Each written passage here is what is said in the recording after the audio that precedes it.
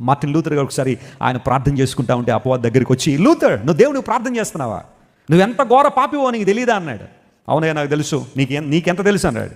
అపవాది వెళ్ళి ఒక పేపర్ నిండా మార్టిన్ లూథర్ గారు చేసిన పాపాలని రాసుకుని వచ్చాడు, టేబుల్ మీద పెట్టాడు.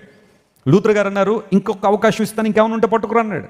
మరలా వెళ్ళాడు, అవన్నీ తీసుకొచ్చాడు. అవన్నీ అబద్ధాలేం కాదు, నిజమే. మార్టిన్ లూథర్ గారు చేసినవే, ప్రభు దగ్గర రాకముందు అతని జీవితంలో ఉన్న విషయాలే, అవన్నీ పట్టుకొచ్చాడు.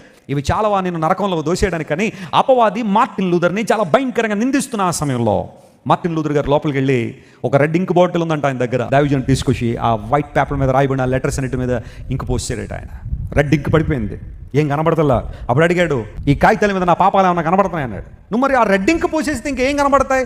ఆ రెడ్ ఇంక్ అనేది ఆ లోపల రాయబడిన మాటలన్నింటి కూడా కప్పిపెట్టేసింది. మార్టిన్ లూథర్ చెప్పాడు, ఒకప్పుడు నేను దౌర్భాగ్యుడిని, ఇప్పుడు యేసయ్య తన రక్తం పెట్టి నన్ను కడిగేశాడు. యేసు రక్తము నా ప్రతి పాపాన్ని కడిగింది కాబట్టి ఇకపై నేను దోషిని కాదు, పాపిని కాదు. గట్టిగా చప్పట్లు కొట్టి ప్రభువును మహిమపరచండి.